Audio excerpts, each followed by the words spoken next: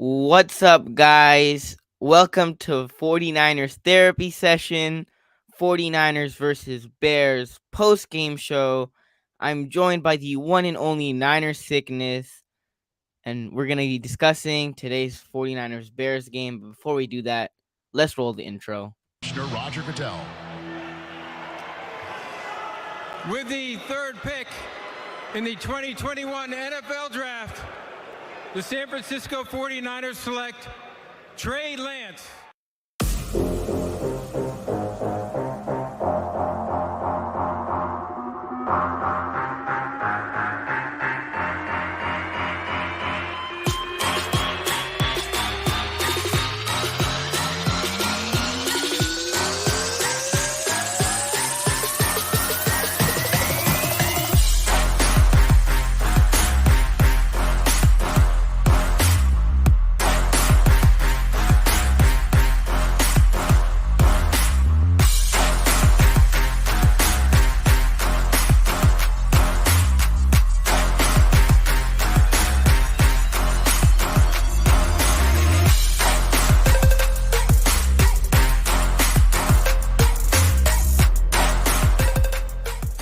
He came back from 35 to nothing. Was 35 to nothing down? I think it was to win a game, and he was down 35 nothing at halftime, and he won the game 38 to 35. Was that the Super Bowl? No. Exactly.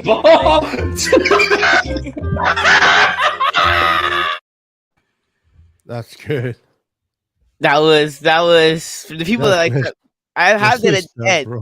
I have that at the end. Okay, and this is like I did this show a long time ago, and I'm trying to bring it back, called Tug of Words, and we used to have NFL and certain debates, and me and Jack were going back and forth about Brady and Montana. I gave him the Super Bowl argument. He gave me the Montana came back from like 35 nothing. And then I said, was that in the Super Bowl? It was just this one thing at one certain point. East Bay Chris retweeted it. It was funny. But how you doing? How you doing, Niner sickness? Well, it's week one, bro. It's week one. A little sad, devastated for the loss. Obviously, you want to win week one. But, there's 16 more games. This is definitely going to be a learning session for not only Trey Lance, but for Kyle Shanahan and the rest of the team.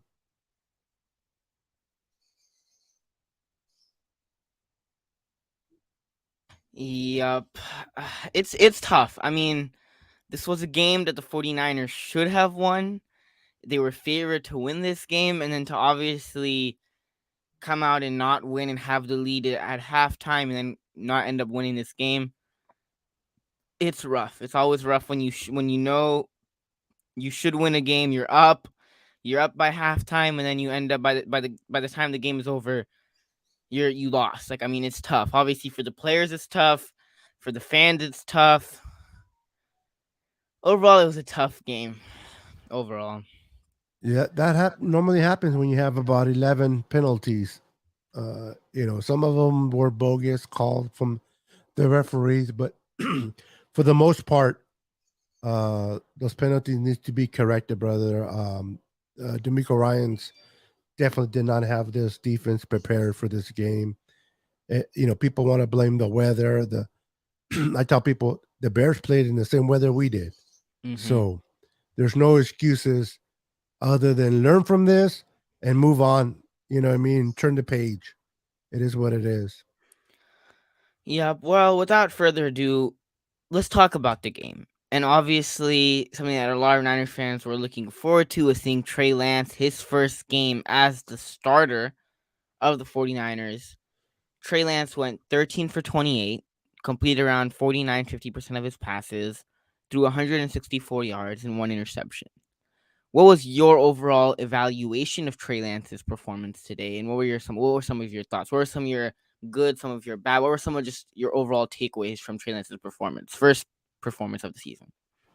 Well, me personally, from Trey Lance, I like the way he did not allow this negative situation to affect him. He still was poised. He still looked good in the pocket, still commanded leadership within the pocket. The offensive line did not protect them particularly very well. Mike McClinchy gave up some pass rushes, and there were some crucial plays that Trey Lance did to convert a third down, which he completed, and a couple of runs that he ran himself to get first down. So, could he have done better? Of course. Did he do really bad? I don't think so. I think he did all right. He had a mistake here and there, but we all knew he was going to have learning curves, and this is one of them. And the weather, the way it is, like I said earlier, don't blame the weather, but the weather is a factor. And overall, I mean, he had a 5.9 average yards. His rating was 50.3, but and I think he threw one interception, and he took 2 sacks for loss of 9 yards. He got to do better avoiding those sacks. But overall, I think he did okay. I think he'll be able to watch the film on this, Amin, and hopefully learn from his mistakes and improve next week. Yep. I mean, let's talk about it, right? Like the first quarter, the Niners on their first drive were moving the ball downfield. It was looking nice. Then obviously the handoff to Debo Samuel. Debo Samuel fumbles the football. It's understandable. It's wet. The field was wet. It's cold. It's raining. It's hard to hold the football for a quarterback, for a receiver, for a running back. It's hard. Debo fumbles the football. That drive gets ruined, right? You're in field. You're in the touchdown. You're in the red zone, and Debo fumbles the football. And I mean, just looking at this game, now, did Trey Lance have an amazing performance? No, but I don't think it was a bad game from Trey Lance. I think there was a lot of good from Trey Lance from this game. You look at some of those crucial runs that he had on the third down, that 3rd and 13 run. There was some good from Trey Lance. He looks like a better runner. He made a lot of good decisions in this game. Now, there's occasions where sometimes, like that missed Tyler Croft, where he threw it above his head. We've heard about that in training camp.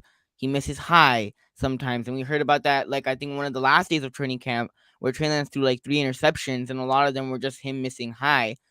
I mean, overall, there was some good and some bad. And we obviously knew that coming into the season. We knew that coming into the game, that there'll be moments where Trey Lance will shine, and then he'll make wow plays like that throw to Jawan Jennings where you were like, wow, that was a beautiful throw. Good job, Trey Lance. And then there will be throws like the Tyler Croft throw the whole season, right? Where he has an open receiver or he'll miss a throw. Like, that's just going to happen this season. And Niners fans should be ready for it, because there are going to be ups and downs this season. He hasn't had that much time in college. He had limited reps in college. He only had 1 full year as a starter. And fast forward to this game, I mean, I don't think he had a bad game. There were some things that he could have done better. He obviously has to start, obviously that throw to Tyler Croft and some of the easy throws that he missed, I would say. But overall, I don't think Trey Lance has a good. I didn't think Trey Lance had a bad game, and I think there's a lot of good to take away from this game, from what he did running the football, from some of his decision making. There was some good to take away from this game as well. Yeah, I agree. There was a spot where he overlooked or did not see Juice, and Juice was wide open. And if he would have seen him, it would have been a touchdown easily. I mean, there was no defenders around him. He should have seen that.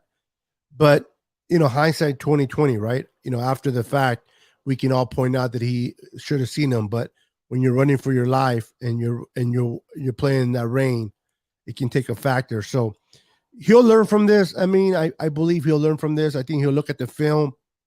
He'll see what he did good, and he'll see what he did bad. And I think he's smart enough and capable enough to make the proper adjustments and improve next week. And the only way he's going to get better is with reps. That's the only way he's going to get better is with reps. So I expect him to learn from this, watch the film, and then get better next week.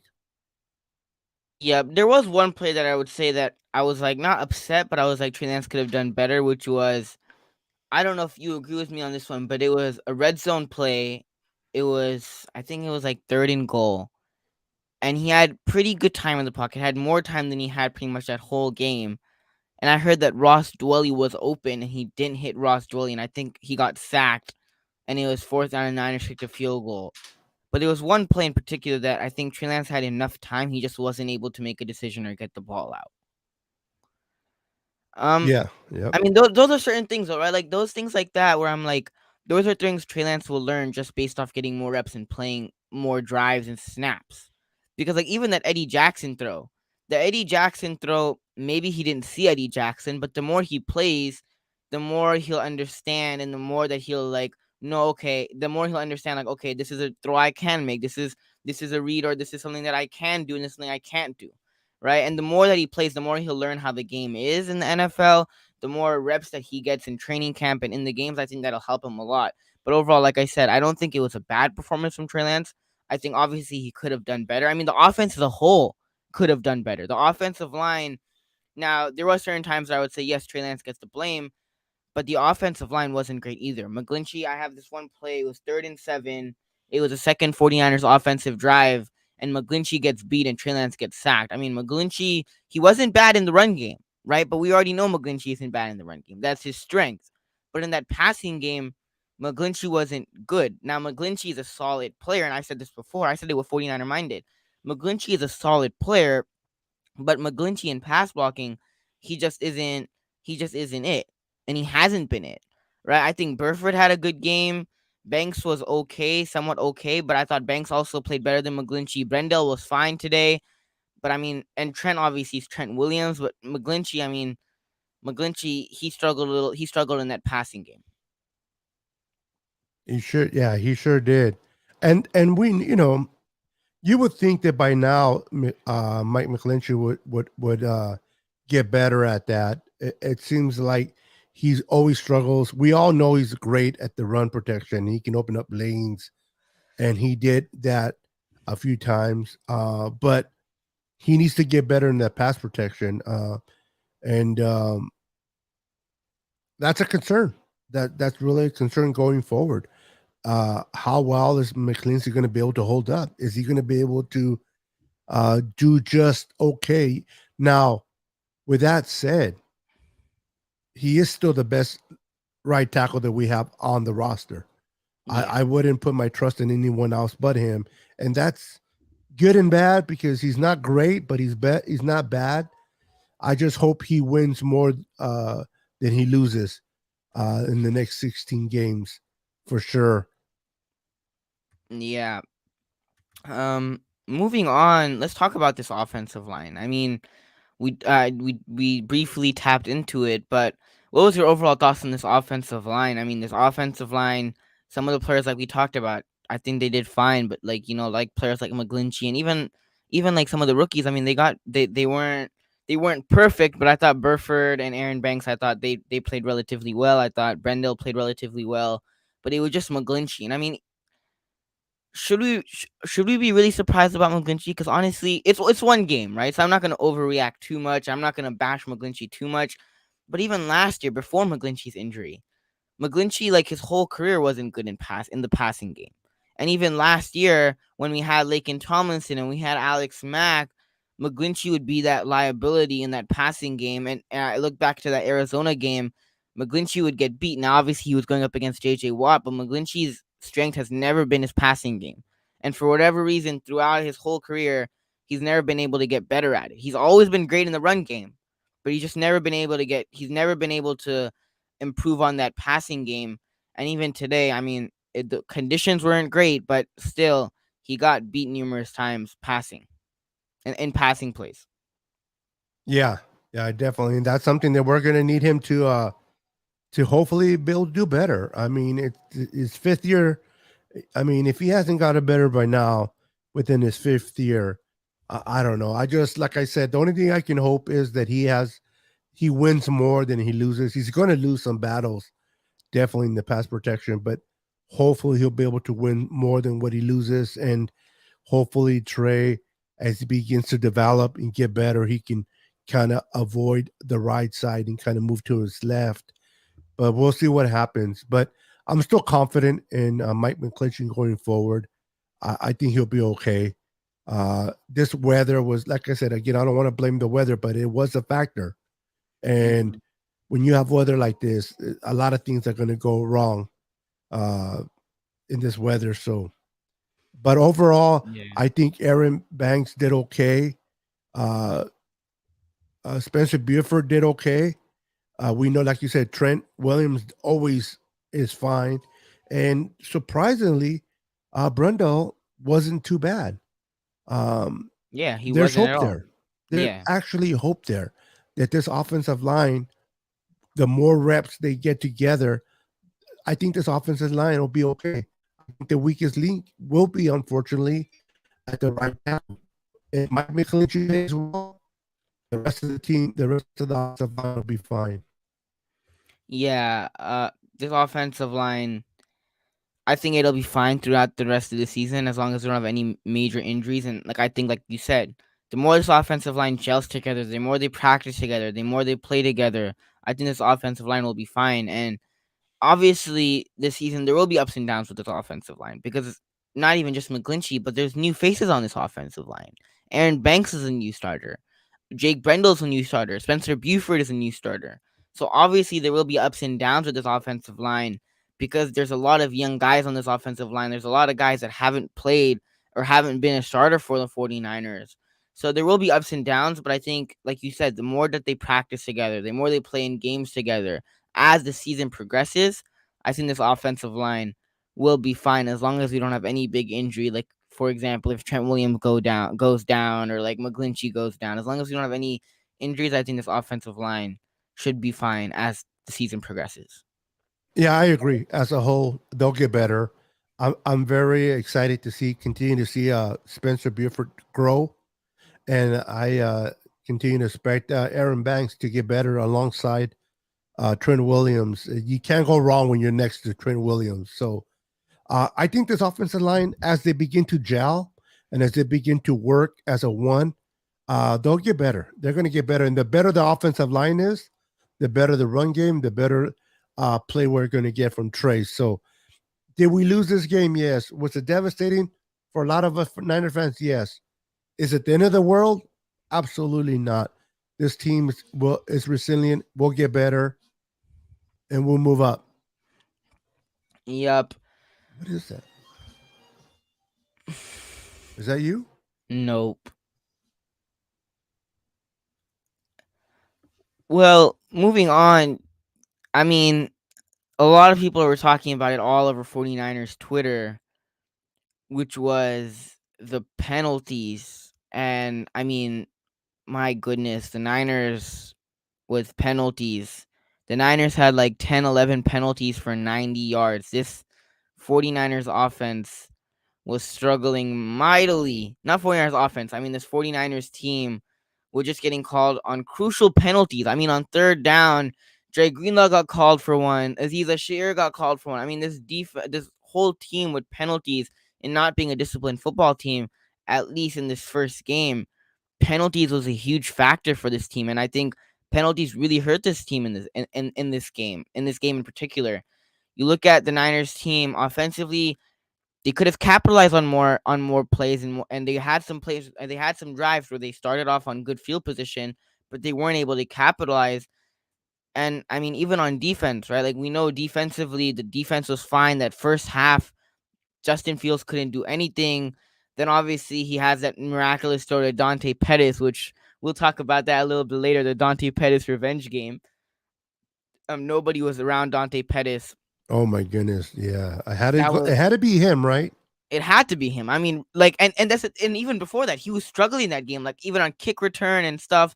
Like, I remember one time he had a kick return and he fielded it and then he got popped. Like, I mean, and he lost yards and they were like right near their red zone. And I mean, then Dante Pettis has that one pass and he takes it all the way for the touchdown, and nobody was there.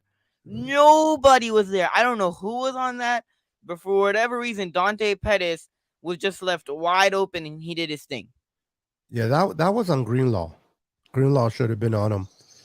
Greenlaw had a bad game today, man. Greenlaw with the penalties. I'll say this right now. Aziz is better than Dre Greenlaw. And if you're gonna bring back someone, bring back Aziz Ashire. And I don't think, forget about even this game. Even if you take out this game, last year Dre Greenlaw was injured. And this linebacker core was so darn good because of Aziz Ashire and Fred Warner. Dre Greenlaw was injured. Dre Greenlaw wouldn't play but yet this linebacker core was so dominant, and it was one of the strengths of this defense. And Dre Greenlaw wasn't playing. So if they're going to bring someone back, I would bring back Drake. I would bring back Aziz Ashire because I think Aziz Ashire is better. Aziz Ashire played better than Fred Warner, especially in particular times of the season last year. And even today, I mean, with the game that Dre Greenlaw had, that even further solidifies that if you're going to bring back someone, I would personally bring back Dre Greenlaw. I would personally bring back Aziz Ashire. And I think the 49ers, just based off today, I think if they're going to bring back someone, they should bring back Aziz. Yeah, normally I would disagree with you because I would say Greenlaw is a better tackler, but he missed a backfield tackle today that, and I think the running back gained like 13 yards because of that missed tackle. Down, and yep. yeah, so he was, he had a bad. I mean, listen, if this is the bad game that he needs to get out of his system and then move forward, so be it. The penalties, and I know we're going to get into it down the line, but the penalties were terrible. I don't know about you, but I just wanted to make a notation that I saw the frustration on Nick Bosa. Every time we were supposed to get off on third down, and because of a penalty, it continued to drive for the offense of the Bears. You can see if the camera went on Bosa, and you can see the frustration on Bosa, man. It's like we're on here getting tired of being on the field when we should be off. And it's not that we're getting outplayed. It's these dumb penalties that are keeping us on the field. The 49ers shot themselves in the foot because realistically in this game, you were controlling the ball on offense. You were playing great defense until you started having penalties until late in the game. But the 49ers were controlling this game. The Bears offense couldn't do nothing in the first half. 49ers offense had good field position numerous times, and a lot of the times they weren't able to capitalize. That Debo fumble, having your plays where you have that Talanoa Hufanga interception, couldn't capitalize. This team didn't capitalize on their opportunities. They had penalties that cost him the game, and anytime you have 11 penalties, 10 to 11 penalties that end up resulting to 90 yards, that's not good, especially when you do it in crucial situations, like on third downs. Because third downs, if you can convert on those third downs and you can get the stop, your defense goes off the field. But the San Francisco 49ers today weren't able to do that. And on third down in specific, they got called. They got called for penalties. And obviously we both know it, but when you don't stop a defense on third down and you get called for a penalty, which even sucks more, the offense has another chance to go and score the football. You give the offense another chance. You give them another four plays to go and score. Yeah, you keep them alive. You keep their momentum going. It's all about momentum in football. And you saw that, and by the start of the third quarter, the momentum shifted completely towards the Bears. The Niners had the momentum. The Niners looked good for the first quarter. They were dominating. They were controlling the tempo. But mistakes, undisciplined, getting called, being out of position, being offsides offensively too, didn't help, drop passes, overthrows. I mean, this game overall was just terrible. And I don't care who you play in the NFL, anything can happen on any given Sunday. And we saw that today. Even though we played a worse team. But because of the penalties and because of the mistakes, we lost this game. And a lot of it, I blame it on the coaches. Yeah, I mean, when you shoot yourselves in the foot, when you have the penalties that the Niners have, when you make the mistakes that the Niners make, it really doesn't matter who you play because realistically, if a team capitalizes on those mistakes, you're screwed. And I mean, like I said, right? The Niners had opportunities to put up more points. They were in times they had good field goal range. In the first quarter, I think they started like both of their drives on like the 40-yard line. Like not the 40-yard line, but they had good field position. I forgot the exact stat, but they had good field position. They had opportunities. They made stops on third down, but then they got called for penalties right after. And then the Bears had another chance. So I mean, penalties really killed us. And we remember laughing at the Cowboys and we're like, oh, the Packers. The Cowboys, such an undisciplined team. The Cowboys have a bunch of penalties. Da da da da da. But today the 49ers were an undisciplined team, and they had penalties, and they had crucial mistakes in crucial games situations. They had crucial mistakes in certain periods of this game. And what did the Bears do? They capitalized on it, and they ended up winning the football game. Yeah, for a minute there, I had to double check. I thought I was watching a Cowboy game because of all the penalties, man. And it's like, it's just bad coaching, no discipline. I understand it's week one. Hopefully, all the cobwebs come off with this. I know Kyle Shanahan and D'Amico Ryans, they're going to look at this film and they're going to improve. I do not expect the Niners to come out next week and commit as many penalties. They're not the type of team. They're not the Cowboys. The Cowboys, no matter what, each week they will continue to commit the same. They're very undisciplined. We just had an undisciplined game, but we're not an undisciplined team. And I think the Niners will fix that. But for today, unfortunately, those penalties cost us the game. And it really did. And give it to the Bears. I give it to the Bears. Kudos to the Bears. They capitalized on the situation, and Justin Fields, which I like as a quarterback, was able to scramble enough. And it seems like we still have a little bit of issue with scrambling quarterbacks that we have to work. And a couple of those runs, they gashed us down the middle. You know what I mean? Yep. So missed tackles also. Yeah. Jay Greenlaw had a missed tackle. I forgot who else had a missed tackle, but someone had a miss. I think it was. I forgot who it was. I think it was Dre Greenlaw. Dre Greenlaw had one missed tackle. There were some other guys that were like, we were in position and we were in the backfield, or we would be there right next to Justin Fields, and then Justin Fields would slip it. It was Ebucom. This is not a missed tackle, but Ebucom was right there, and then Justin Fields slips it, and then Justin over pursued. Yeah, and then Justin Fields goes for the first down. They have another first down. I mean, the missed tackles, the penalties, obviously not capitalizing on your opportunities. This game as a whole it was rough. It was rough from every aspect, offensively, defensively, not playing disciplined football. And then that interception, I think the interception hurt. And I think Trey Lance, the more he plays, the more he'll get better, and the more that he'll understand not to make certain throws like that. But that interception did hurt. We got a Bears fan in the chat. Ha, Bears down. Hey, enjoy your win, bro. Enjoy your win. I can't take it away from them. I mean, you guys were the better football team. And you guys played better. You guys were the better football team. So enjoy it. I mean, the Niners really, even if they won this game, they didn't deserve to win it because of the penalties, because of the mistakes. This Niners team didn't deserve to win this game. They didn't play a good game.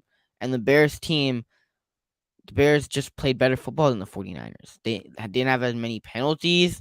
They just played better football than the 49ers. Not when you look at the statistics, because statistically, outside of the penalties, the Niners were controlling this football game.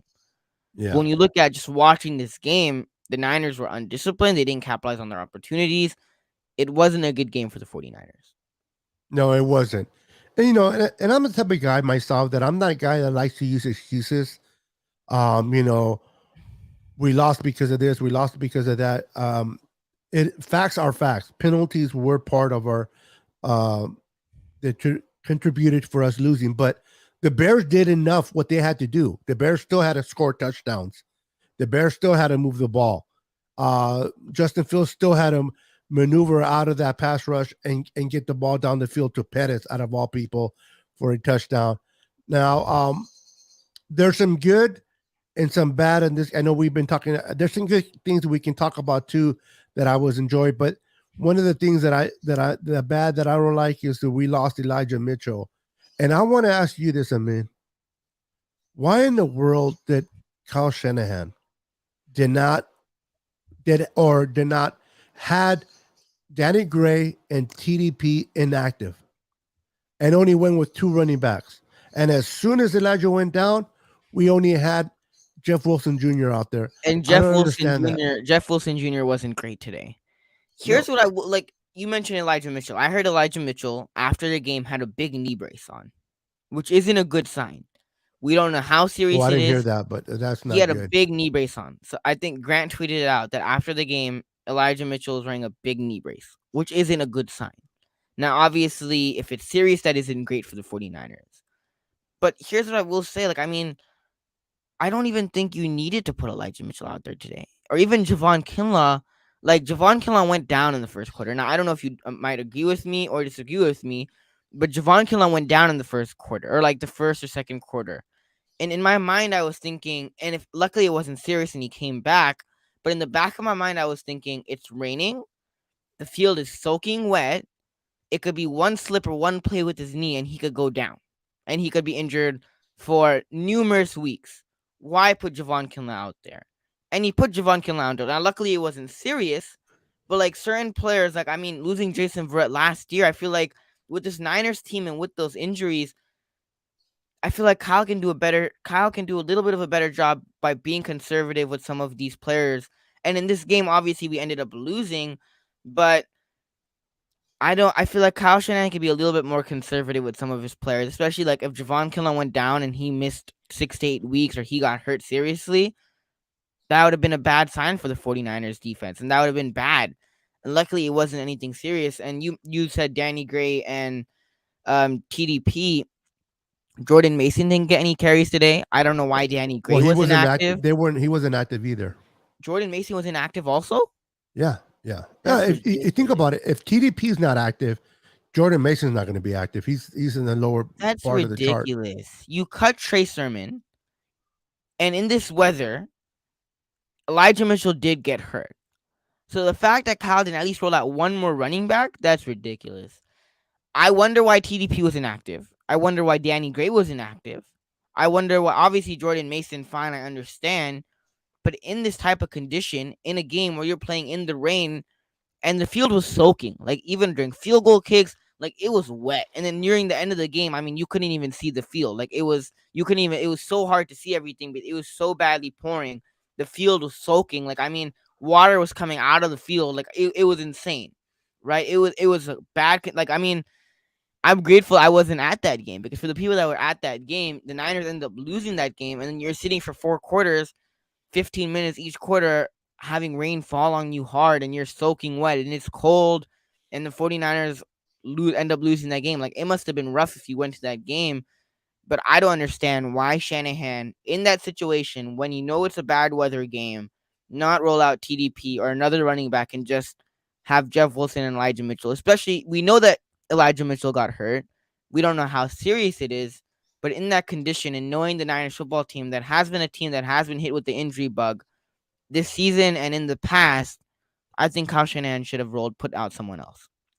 Yeah, I agree. At least TDP out there should have been active as well.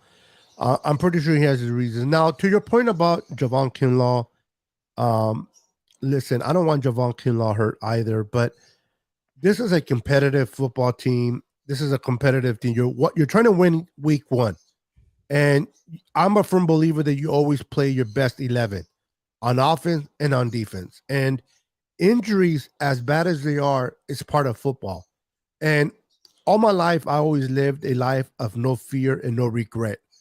I don't let fear of what could happen hold me back of what I'm doing right now. So I'm okay with Javon Kinlaw coming back. If he was good to go, I was okay with him coming back. If he would have got hurt, then I mean, those things are out of our control. But to keep him on the sideline when we're trying to win a game, if he's healthy, it's not a good thing to show the rest of the players that if you are a big name like Javon, you don't play him. But if you're a second string player, no matter if you get hurt, your butt's back in there. It's not a good look for the team. So if you're good to go, you're good to go. Now the situation with Elijah Mitchell, it's sad that he got hurt week one. It's kind of like brought me back to Raheem Mostert last year. You know, week one he gets hurt. Now he was out for the year. I'm hoping that's not the case for Elijah, but man, we got bad luck with running backs. And you're right, he has been hurt in the past. Why go with just 2 running backs? I guess because they had Debo as the wide back. Technically, we had 3 running backs for say. We had Elijah Mitchell, Jeff Wilson Jr., and Debo. So I can kind of understand where Kyle was coming from, but when you have TDP, excuse me, and you drafted him in the third round, why not have him just in case? Or Yeah. Jordan Mason. So I tell you one thing though, I'm a big fan of Jordan Mason. Now I don't like injuries. Me I neither. hate injuries. I hate I don't injuries. care what team you play for. I mean, I hate the word hate, but I just like the Cowboys a lot. But I wouldn't want no injuries, not even to their team. With that said, next man up. You got to take advantage of opportunities given. I feel bad for Elijah Mitchell. I don't know what the extent of his injury is going to keep him out, but this is an opportunity for TDP or Jordan Mason to step up and to It make a is. name for themselves, especially Jordan Mason. So see what this young kid has. Yep. Obviously, we know if Elijah Mitchell's gone, I think Jeff Wilson will probably be the starter. He's been there the longest, but for the secondary option, it gives TDP, it gives Jordan Mason opportunities For for that them to backup, yeah. compete, and it gives them opportunities. Yep. So, I mean, obviously, like you said, I hate injuries, and especially being a Niners fan, I know how bad it sucks when you're rooting for a team and your team is depleted with injuries or a big player goes down. It sucks. It really does. And for people like me and you, like we look forward to the NFL season. We love football. We look forward to the NFL season, and you literally could be one injury away from your season, from your team season going down the drain. And like we know that with Jimmy Garoppolo last couple of years, when Jimmy G goes down, he had some other injuries. Like you look forward to the football season, and your team gets hurt and has one big injury or a key guy goes down, and your team's on a playoff team or your team's struggling a little bit. It sucks because football season's only one time of the year and you always look forward to it. So I mean, I hate injuries as well. I completely agree with you. Going back to that point about Kinlaw, you make very valid points. And I agree with you, but like I mean, I was just one of those I like to be a little bit conservative. So if Kinlaw did get hurt and he got hurt for a lot more than what it was, and he got hurt for longer, and he missed a lot of, like, he was out for a couple of weeks, I would be a little more conservative because I'm a conservative person, especially with this team knowing how badly they get hit by the injury bug. But you make valid points with the Kinlaw argument. You got to win. I mean, the objective is to win. Now, I understand we lost, but like I said, hindsight 2020, right? We lost. Now we should have kept them out. But the you know, this is why the teams have doctors, and this is why these doctors sit there and evaluate these players. And nowadays, in the past, it was more about the team than the player. Now they're very protective of players. If they felt that he could not go back in, perfect example, Elijah Mitchell, they don't force the issue. They'll keep you out. But if Javon says, I'm good to go, and they feel, and the doctor says, yeah, he's good, Javon's competitive. Javon wants to go out there and do his thing. Javon would be pissed if he's sitting on that bench because they're trying to be conservative. You know what I mean? So I understand when you're concerned as a fan. You know, you don't want to lose him, God forbid, for 3 or 4 weeks, but there's no absolutes. There's no guaranteed that we're going to lose him at all. This might be the only scare we get for the rest of the year. We don't know. We just got to seize the moment, use our best 11 on both sides of the ball, and try to go win a game and let the chips fall where they may.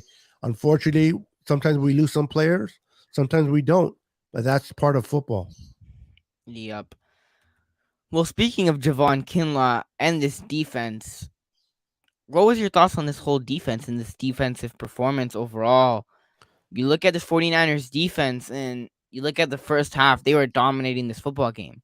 The Bears offensively through the air couldn't do nothing. They were better at running the football, but this Bears offense couldn't do nothing. This defensive line was getting after Justin Fields.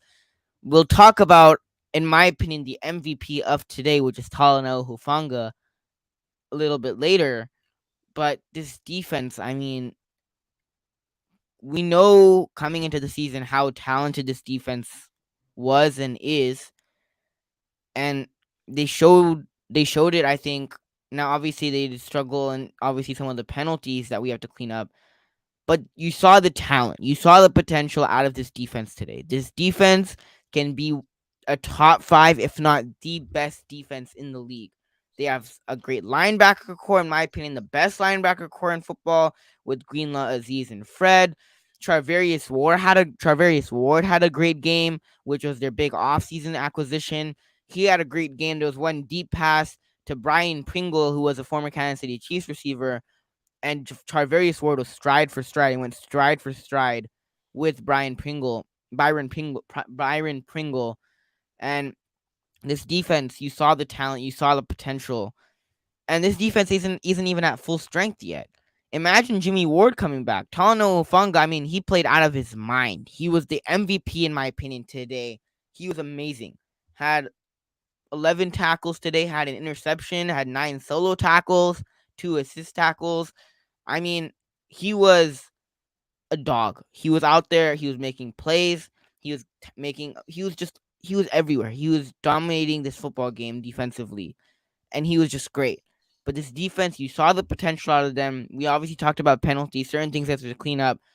But I think in this game, you saw the potential and you saw the talent that this defense has. And I saw the potential that this defense can be one of the best defenses in the league. Yeah, absolutely. The potential is definitely there. One of the, we were talking about a few minutes ago about Javon. He was being disruptive. Javon was penetrating. It was the first drive. He was penetrating. He got to Justin Fields. Justin Fields had to throw it out of bounds. There was another play where the Javon was creating pressure, and then Nick Bosa and Samson Ebukam gets the sack. I mean, this defensive line dominated that first half. They were making Justin Fields get the ball out quickly. They were making him check the ball down a lot. This defense can be scary. If this defense can stay healthy, this defense has a lot of potential and can be scary. Absolutely, and I think what took the air out of the tire, for so to speak, for that defense was the penalties. I think these players were getting like Bosa was upset about the penalties. Javon Kinlaw was upset. I mean, it takes a lot out of you when you have 11 penalties for 90 yards. I mean, that's crazy. So I expect D'Amico Ryans to truly go back, look at this film, look at where the mistakes were made. He'll talk to those players, and he'll have them ready to go.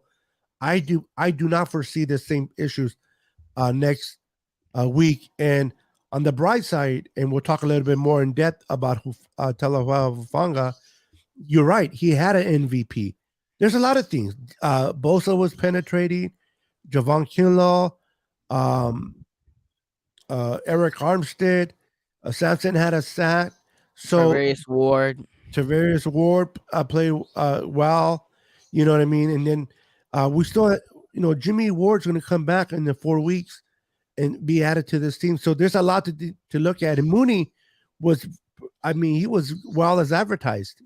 I'm glad we brought him in. And he was he was playing man coverage, man, and he was covering his defender. So I like what this defense potential is. I think by the end of the year, there will be a top 5, if not better. They just got to clean up these foolish mistakes, and they will. Yep. This defense has tons of potential. They showed it today.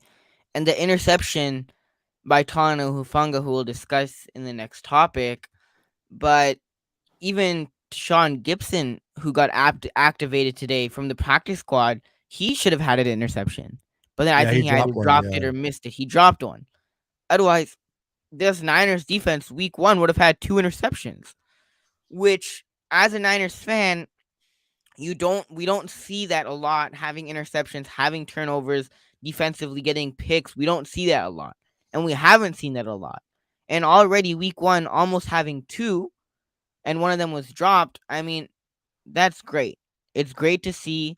You like when your defense makes turnovers. It was great to see. It was overall, we know the penalties costed the Niners, but this defense, there was a lot of good to take away from this defense. Let's talk about the MVP of today. And I think in a lot of people's eyes, the best player out there today, which is Talanoa Hufanga. There was question marks coming into the season. There was talks before the season about bringing back Jaquiski Tart, but Talanoa Hufanga, for the most part, at least today, silenced the haters and silenced the doubters. Had 11 tackles, 9 solo tackles, had 1 interception in the first quarter. Talanoa Hufanga dominated. He was making plays on the ball. He was all over the place. He was everywhere. He had a phenomenal game, and there's a lot of good to take away from Talanoa Hufanga's performance today. Talanoa Hufanga had an amazing game, in my opinion, the MVP. And Talanoa Hufanga, at least for now, I think has silenced the doubters. Yeah, if I don't know why there would be people out there doubting him in the first place. I mean, I love what I saw from him last year. You can start seeing him get better towards the end of the year. I knew he was the reason why they were not concerned of bringing Tart back. People are like, why did they let Tart go? And now, even though Tart was let go from the Eagles, he's still sitting there as a free agent. Hasn't got picked up by the Niners because we saw earlier today, what the Niners have been looking at in Hufanga, and this kid is special, and this kid's going to only get better. Yep. And the Niners saw this whole training camp. I mean, shout out to Rohan, who's at Wisconsin right now, at the University of Wisconsin. But he would get there really early, and he would post a lot of the days. The first player that was out there was Talanoa Hufanga. Talanoa Hufanga was, for a lot of days, for majority of the days in training camp, he was the first one out there. So shout out to Talanoa Hufanga. The work that he probably put in the offseason and in training camp has paid off, and he had a heck of a game today. Shout out to Talanoa Hufanga. Keep doing what you're doing. Absolutely. Moving on to the last few topics of today, but let's talk about the special teams. What did you think of the special teams today? Because I thought they were better than they were last year. That was obviously one game, but what was your thoughts on the special teams today? Well, I thought number 18 has been punting the ball better, and a lot of it has to do with the new special teams coordinator. And overall, I think our special teams did pretty good. I mean, we were able to penetrate and have them start deep in their own field. We started with good field position. We just didn't capitalize on it, unfortunately. But I think we did pretty well, and I think this special teams is only going to get better. And I mentioned this before. I think by the end of the year, we're going to be a top 10, top 15 special teams. Yep. You look at the offseason, the Niners added Ray McLeod. They added George Odom.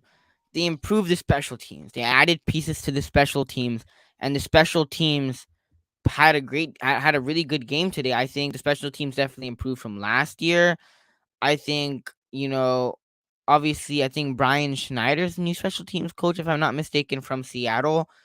I mean, I think a lot of credit has to go to the special teams coordinator, who the special teams has looked better today. Mitch Wishnowsky was punting the football better today.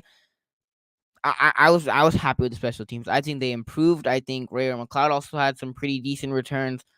A lot of good to take from the special teams today, and I'm happy with their performance. I think a lot of credit goes to Brian Schneider because Wishnowsky had a good game. Mitch Wishnowsky looks like he's punting better. The special teams as a whole overall was just better.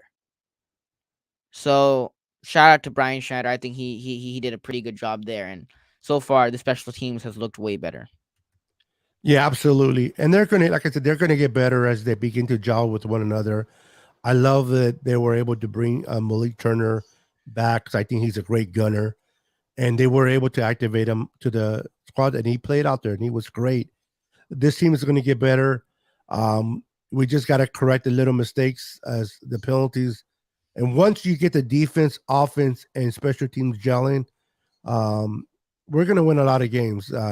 For those that are kind of not afraid, but kind of like worried, oh my God, don't be worried. It's only one game. Stuff happens. They'll fix it. They'll correct it, and I guarantee they're going to take this loss on the Seahawks next week. Yep, they'll be a motivated team, and obviously it sucks losing games, especially a game when you should have won. David G says respect for your host for not making excuses. Bear down. I mean, the Niners just didn't play good football today. Like, I mean, I can't really make excuses. Like the rain excuse, both teams were playing in the rain, so that pretty much goes out of the way. Now it's harder, obviously, when you're playing in the rain for both teams because it's hard for a quarterback to grip the football. It's hard for a ball carrier to hold the football. But I mean, both teams were playing in the rain, so I wouldn't use that as an excuse. But this Niners team, as a whole, with the penalties and everything, this Niners team just didn't play well enough to win the game, and they shot themselves in the foot. So I can't really make excuses for this Niners team because the Niners team kind of hurt themselves in a way. So not really can't really make excuses for this one. And I mean, Well, even if the guys, I'm sorry, not to interrupt, but one thing I've always learned in my life on this earth that my dad taught me is you will never grow in life. You'll never learn any valuable lessons if you're always making excuses why things didn't work out, why this happened, why that happened. And then people start blaming other people for the reason of their own failure. Accept what you did wrong, learn from it, grow, and try not to do it again. But growth comes from first accepting that you made a mistake and correcting it. When you're making excuses, you can't fix it because you think it's not fixed. It's not fixable because you don't think it's broken. So that's why I don't make excuses for anything in life, and I'm not going to make excuses for the reason why we lost. Yeah, but I want to say one last thing about Trey Lance before we jump into the final topic of today. Is shout out to Trey Lance because at the end of the press conference, what he did showed me a lot about his character. And I've always thought Trey Lance was a great person. I always thought he was. I'm very high on Trey Lance as a person. I've heard a lot of good things about Trey Lance as a person. A couple of days ago, there was a video of him visiting the children's hospital. Trey Lance as a person, from what I've seen, looks like a great person. But in the press conference, what he said was, they asked him what was some of your mistakes, what did you think of your performance? And right away he said, I did this wrong, I did this wrong, I did this wrong. And he listed out a lot of things that he did wrong on certain places. I took this sack here, I threw that interception. And he said, I have to watch the tape. I have to watch the tape, and I have to be better. And as you're from your quarterback, who's 20 years old, 22 years old, who's young, it's great to see that level of accountability. You want to see that level of accountability. And that's what you want out of your quarterback. The guy that holds himself accountable and the guy that says, yes, I had a great game. I'm not going to make excuses and say I didn't. I have to watch a tape and I have to be better in order for my team to win. And if I don't do that, my team won't win. You love to see it. You really do love to see it from Trey Lance.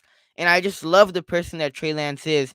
And I especially love the teammate that he is so far, because from what I've seen is that he holds himself accountable to a very high level and a very high standard. And he wants to get better.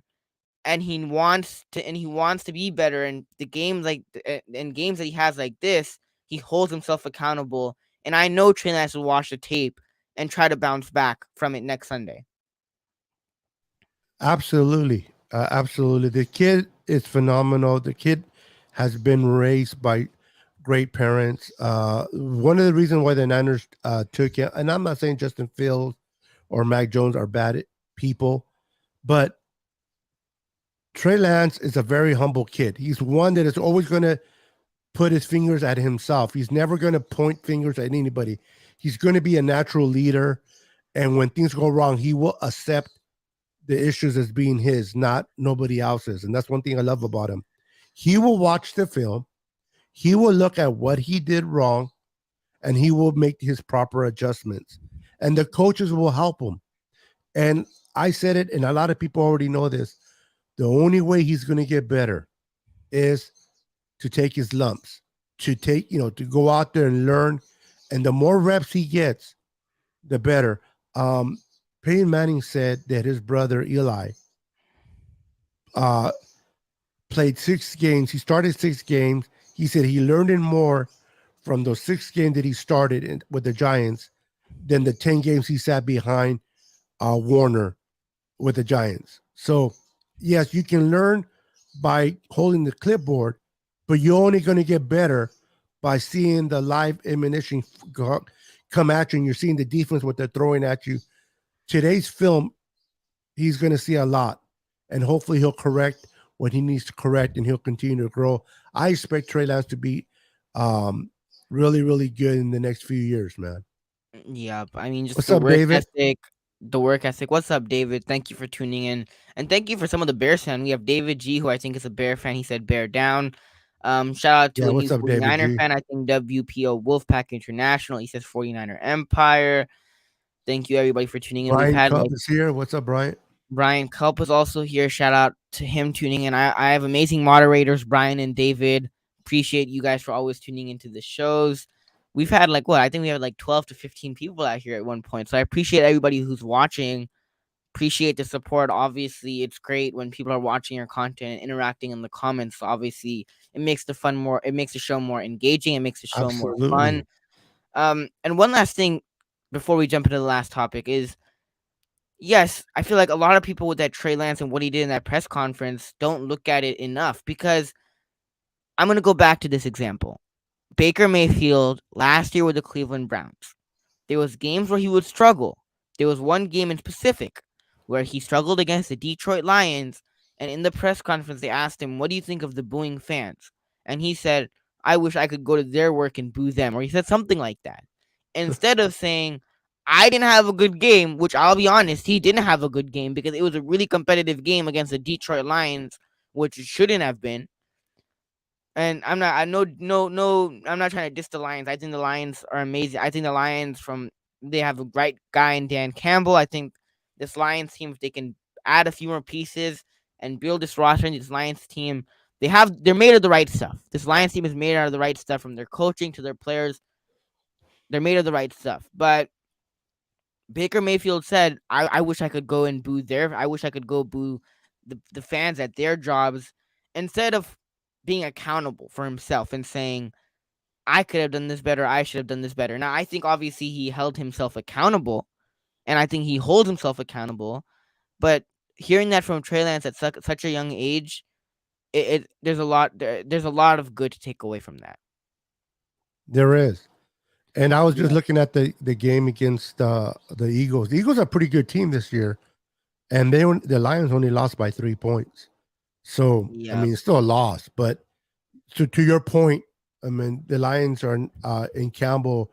They're definitely brewing something good in the north there, and hopefully they'll give the Bears and the Vikings some competition. By the way, Vikings are just kicking the crap out of the Packers, which I love. Shout out to Kevin O'Connell. I was watching that game before jumping on here. I mean, whoa, that offense is just whoa. Yeah, Justin Jefferson had 100 yards and 2 TDs in the first half. Yep. Whoa. And even before the half ended, Justin Jefferson was wide open and nobody was there. Touchdown. Yep. I mean, the Vikings can be good. The Vikings can be scary good. Yes. Because there was a stat that came out last year that within the last 2 minutes of the game, the Vikings would blow it. If they didn't blow it, they would be like a 15-2 football team. They would have a winning record and probably would have made the playoffs. Shout out to Kevin O'Connell, because yes, Green Bay, I don't know what's going on with Green Bay. They sucked last year week 1. That might just be a trend of them being bad week 1. But for you to be blowing the brakes off the Vikings so badly, shout out to the Vikings. Major props to the Vikings. Bears Kingdom says bear down.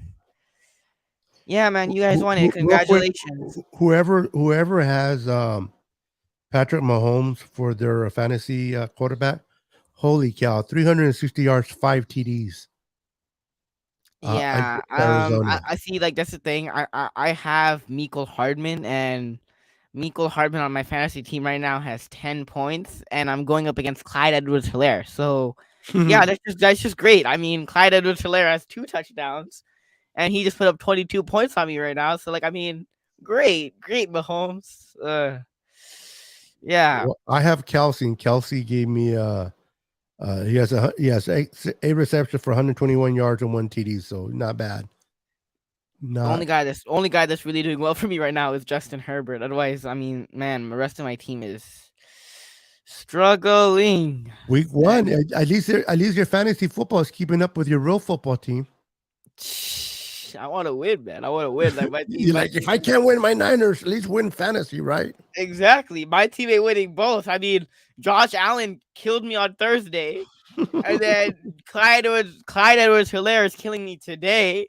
Jalen Waddle didn't do nothing in the first quarter. And then the next time I check, he has 17 points and has a touchdown and has like over 60 yards. I mean, like, damn, I'm like all the players that I need them to like struggle a little bit. Like my Niners team lost and my fantasy team is getting beat right now. Justin Fields, Bears Kingdom says Justin Fields is better than Trey Lance.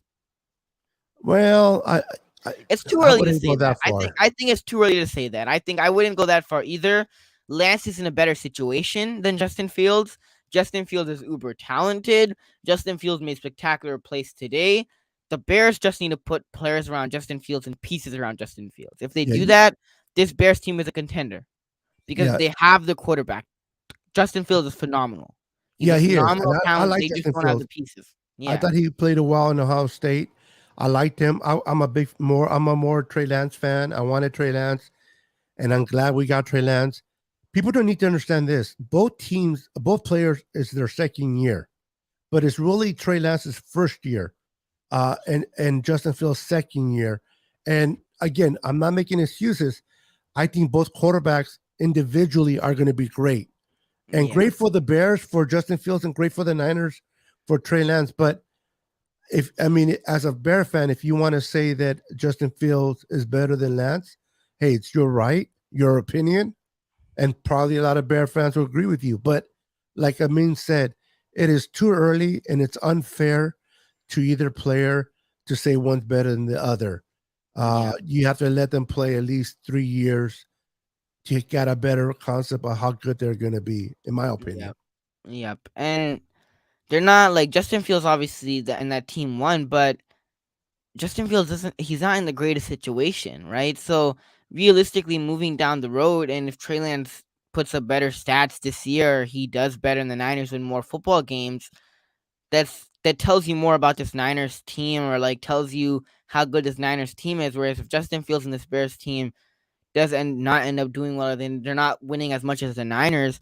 I don't think that's a knock on Justin Fields. I just think that's they just have a lot of more pieces to put around Justin Fields in their rebuilding team. So moving down the line, like you said, 3-4 years in the league, both of these guys have been starters for numerous years. Then I could say, you know what? Yeah, you could make an argument for Justin Fields or Trey Lance, but it's too early right now. It's too early. Both these guys are young. Justin Fields isn't in the greatest situation. This Bears team needs to add more pieces, and I just think it's too early. Moving on to the last topic, I appreciate you for giving me an hour of your time. The Niners, obviously, we talked about it, but who do you think is to blame for this loss? If you had to, not necessarily point on one person, but if you had to say DeMeco Ryans. Blame DeMeco Ryans? Yes. Whoa. DeMeco Ryans did not have his team ready to play today. His defense, very undisciplined, and DeMeco needs to get better at that, in my opinion. So if there's one to blame, it's definitely DeMeco Ryans. I'm not going to blame one person. I'm going to blame it collectively as a whole team. Offensively, you had good field position, weren't able to capitalize on numerous drives. Offensive coaching, Shanahan fixed that. Trey Lance, that crucial interception. Trey Lance didn't have a bad game. Like I said, there was a lot of good to take away from it, but Trey Lance could have also been better. We all can agree on that. And I think he will get better the more he plays. Defensively, penalties, not being disciplined, having that blown touchdown to Dante Pettis, that stuff you can't let happen. That stuff is crucial mistakes that you made in a game in crucial situations. So I blame it collectively as a whole team. I blame the offense. I blame part of the defense. I blame the penalties. I think everybody has a part to play in this loss. And I can't really pinpoint it on one person because I think collectively as a whole team, this whole team made mistakes and this whole team had penalties. I blame everybody. I blame offense. I blame defense. I think not to say that I blame everybody, but I think everybody has a part to play for this loss. Yeah, I mean, obviously, it takes two to tango, right? It takes more than one individual, but I hold D'Amico Ryans to a higher standard. As a defensive coordinator, it's his job to make sure that, I mean, a penalty here, a penalty there, I understand that that's out of the coach's control. But when you have 11 penalties, that's something that D'Amico needs to correct and correct immediately. But at the end of the day, it was collectively all the players that participated in it. Um, there was a touchdown that was taken away, I believe, if I'm not mistaken, um, because of a penalty, or a first down that was taken away because of penalties. And it's just those things need to be corrected. But it is game one. Do I wish we would have won it? Absolutely. Do I wish we would have been live today talking about the win and what went well? Yes. But it is a loss. They will learn from it. D'Amico will learn from it. Kyle will learn from it. And every individual will learn from it. And they will look at themselves, as you say, look in the mirror, figure out what went wrong, fix it, and execute next week. And hopefully next week will be 1-1. But now, with that said, if Seattle loses tomorrow, the whole NFC West will be 0-0, which is 0-1, which is kind of, I wish the Niners would have been in the first place by themselves, but they didn't want it bad enough today. Yep. Bears Keenum says, I think the 49ers were too cocky going into this game. I don't know. I don't really feel like a team goes into the game being cocky. Now, obviously, I think they were excited, and I thought they obviously they were favored to win this game. I think the fans were cocky. I mean, I'll be honest. I was like, oh, it's the Bears. I think the Niners should be able to beat the Bears, and they were favored in this matchup. But obviously it didn't go their way. I think the Niners will look on tape what went right, what went wrong. I think they'll correct what went wrong and fix their penalties and fix their mistakes. And I think they'll look at what they looked at. They'll look at the good and they'll try to build off that. One thing we didn't talk about was the triple option. They ran the triple option one time. They gained 60 yards to Juwan Jennings. It was to John Jennings or to Elijah Mitchell, where they faked it to Debo. Trey took it, and then Trey pitched it to Elijah Mitchell. I know one of them was Juwan Jennings and the big pass. And then one of them was, I think, that play. It was they faked it to Debo. Trey took it, and then he pitched it and tossed it to Elijah Mitchell, and Elijah Mitchell picked up 6. Those are things you could do with Trey Lance in this offense. There's a lot you can do with that. There's a lot you could do with this offense. There really is. And like we said, Trey Lance looked like a better runner and things like that. And Trey Lance, like, there was that one nice run at 3rd and 13. One throw that I thought he made that was really good, that was an underrated throw, was that pass that he made to Ross Dwelly nearing the end of the game, where he stood there, where he like stood there to convert that third down. Yeah, convert that third down, because a lot of quarterbacks would just take off with it, right? They would just take off with it, and there might be a linebacker that's right there, and you end up short of the marker. But Trey Lance stood there and he threw an absolute dime to Ross Dwelly. Bears Kingdom says Debo is a stud. Debo is a stud. My only concern with Debo is him getting hurt because of his physical style of football, but Debo is definitely a stud when he's healthy, and he's a huge part of this offense. Who do you got tonight, Bucks or Cowboys? Bucks. The Cowboys with their injuries and everything like that. I got the Bucks. I mean, Tom Brady. I trust Tom Brady in that Buccaneers team. Even with the offensive line and their injuries, I think Tom Brady can overcome it. He's that type of quarterback. He's a great quarterback. We obviously know it. I think he can overcome it. He has the receivers to overcome it. This defense, the Bucks defense is amazing. I got the Bucks winning this one. But I think it'll be close. I don't think it'll be a blowout. I could see it being like a 10 point, 7-point win, but I don't think it'll be a blowout, but I definitely see the Bucks winning it. Yeah, so do I. I see the Bucks definitely winning that game against the Lonely Cowgirls and Mr. Dak Prescott that has nobody to throw the ball to. Although,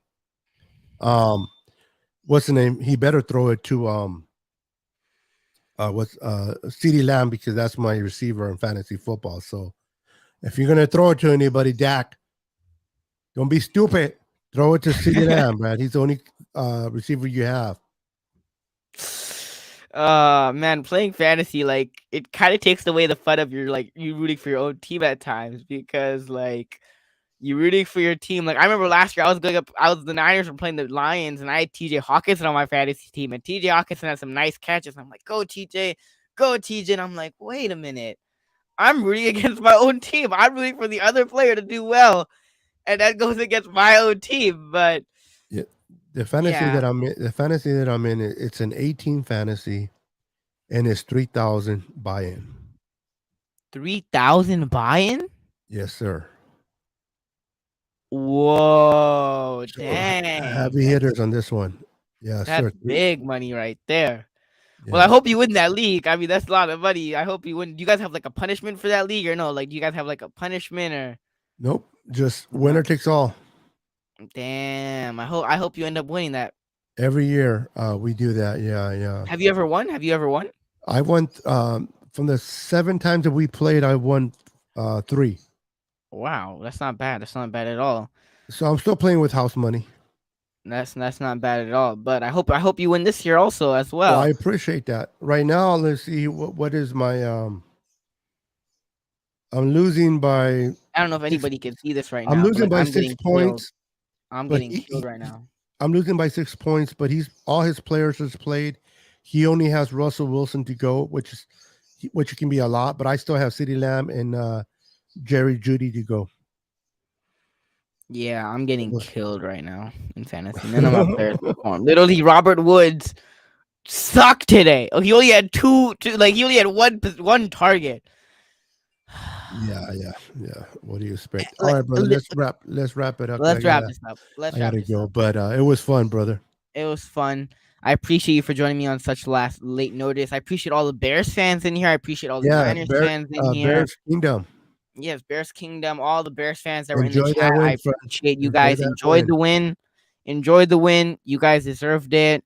If you haven't already subscribed to Niner Sickness's channel, the link is in the description. Go check out his channel. Niner Sickness has an amazing setup. He knows what he's talking about. Has amazing intros. My wife will tell you different, but go ahead. has an amazing layout for his stream. I mean, Niner Sickness. If you tune into his stream, you can see, man, it's amazing. It is literally amazing. I appreciate you for subbing to both of us, Bears Kingdom. Appreciate the support. Thank you for the awesome content. Appreciate that, Definitely means a lot. Appreciate that.